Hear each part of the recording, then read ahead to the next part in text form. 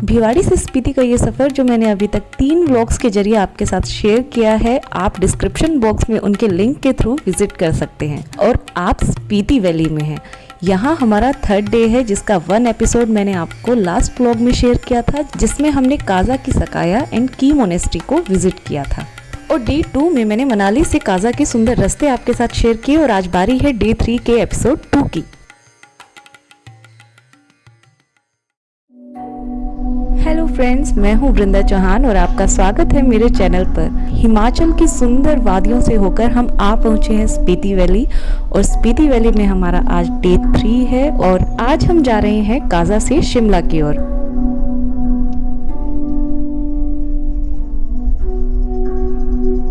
की मोनेस्ट्री से हम 12 बजे के करीब निकल लिए थे लांजा के लिए और इस समय वहाँ टेम्परेचर था कुछ 18 से 19 डिग्री सेल्सियस। वैसे तो हमारा सफ़र प्लानिंग के अकॉर्डिंग बिल्कुल नहीं चल रहा था, बट स्टिल हमने प्लान किया था रात को कल्पा में स्टे करने का।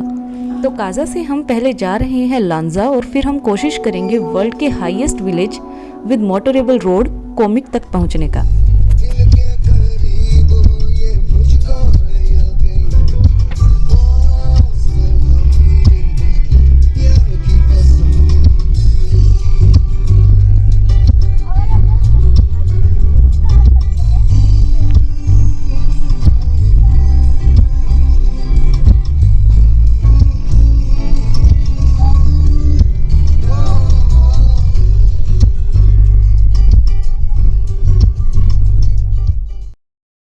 अगर किसी ने स्पीति वैली को इंडिया के ठंडे रेगिस्तान का नाम दिया है तो बिल्कुल सही दिया है, बट आई स्वेयर ये बेरंग पहाड़ भी इतने सुंदर और खूबसूरत हो सकते हैं, मैंने कभी सपने में भी नहीं सोचा था। पूरा रास्ता इतना हसीन था कि आप एक पल को भी अपनी आंखें बंद नहीं करना चाहेंगे। ऊपर खुला आसमान, नीचे रेतीले पहाड़ और किनारे से बहती हुई स्पीति नदी। सफ़र के बीच में मैं आपसे रिक्वेस्ट करना चाहूँगी, अगर आप मेरे चैनल पर नए हैं, माउंटेन लवर्स हैं, तो चैनल को सब्सक्राइब कर लीजिए एंड अगर आपको वीडियो पसंद आ रही है तो वीडियो को लाइक भी कर दीजिए।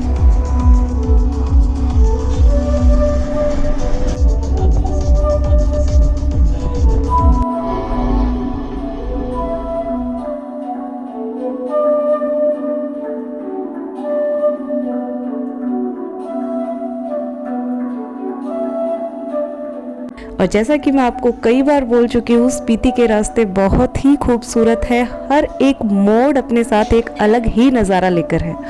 थोड़े थोड़े कदमों की दूरी पर पहाड़ों के रंग बदलते रहते हैं, उनकी शेप्स बदलती रहती हैं, नज़ारे लैंडस्केप्स बदलते रहते हैं, सीनरी बदलती रहती है। और आज के सफ़र का जो मेन अट्रैक्शन है वो है लांजा का बुद्धा स्टैचू।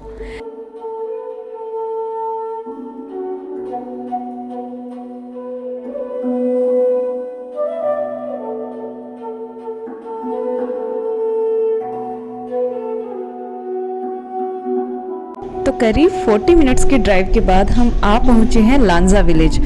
दूर से ही देखने पर बुद्धा का स्टैचू इतना शानदार दिखाई दे रहा था और मैं सोच रही थी कि कब जल्दी से जल्दी हम वहां पहुंचे और मैं इसे अपनी आंखों से अपने पास देख पाऊं।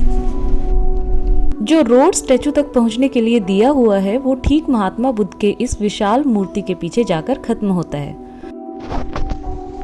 आओ सामने सामने आते जाओ।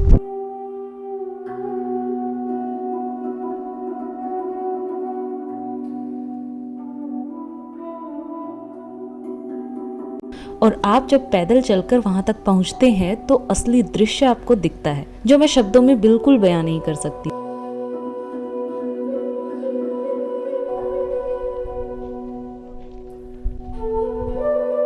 देखने पर लगता है मानो महात्मा बुद्ध यहाँ से बैठे हुए पूरी वैली और इसके गांवों पर और जो मठ वहां पर स्थापित किए गए हैं उन पर अपनी नजर और आशीर्वाद बनाए हुए हैं। चंद शब्दों में कहूँ तो ये एक अलौकिक नज़ारा था। इस समय यहाँ का टेम्परेचर कुछ 5 डिग्री सेल्सियस था, तेज हवाएं चल रही थी। ये धरती इतनी स्ट्रेंज है और अपने अंदर न जाने कितने राज छुपाए हुए हैं। यही कारण है कि दुनिया भर के आर्कियोलॉजिस्ट यहाँ पर समय समय पर आते रहते हैं, अपनी रिसर्चेस करते रहते हैं। तो उनका मानना है कि हिमालयाज एंड तिब्बती माउंटेन्स 2 महाद्वीपों की टेक्टोनिक प्लेट्स के टकराव की वजह से पैदा हुए, जिससे टेथिस ओशियन गायब हो गया और यही कारण है कि स्पीति वैली और उसके गांवों में आज भी समुद्री जीवों के अवशेष पाए जाते हैं। तो अगर आप फावड़ा लेकर थोड़ी खुदाई करें और आपको मरीन एनिमल्स के फॉसिल्स मिल जाएं तो ये कोई चौंकाने वाली बात नहीं होगी। रात के समय तो लांजा वैली का नज़ारा ही अद्भुत है।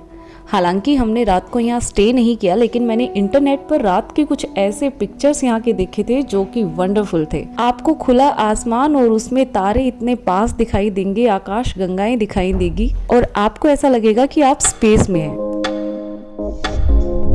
वाह, ये तो फेस भी बनाता है डांस करते करते।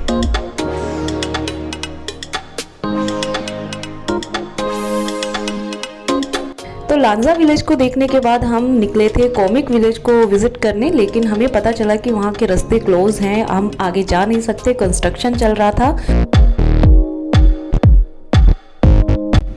कॉमिक विलेज एक ऐसा विलेज है जो कि वर्ल्ड का हाईएस्ट विलेज है, connected with a motorable road. और यहाँ की एक और खासियत है, वो है यहाँ का पोस्ट ऑफिस, जो कि वर्ल्ड का सबसे हाईएस्ट पोस्ट ऑफिस माना जाता है।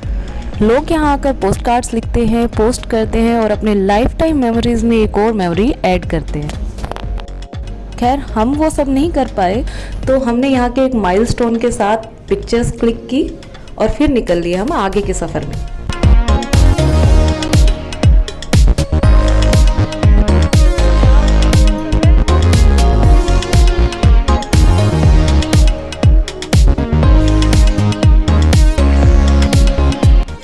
जैसा कि मैंने आपको स्टार्टिंग में बताया था, हमारा ट्रिप बिल्कुल भी प्लानिंग के अकॉर्डिंग चल ही नहीं रहा है। जैसा कि हमने प्लान किया था कल्पा में इस रात को स्टे करने का, और वो कैंसिल हो चुका है। अब हम जा रहे हैं सीधा रामपुर बुशहर।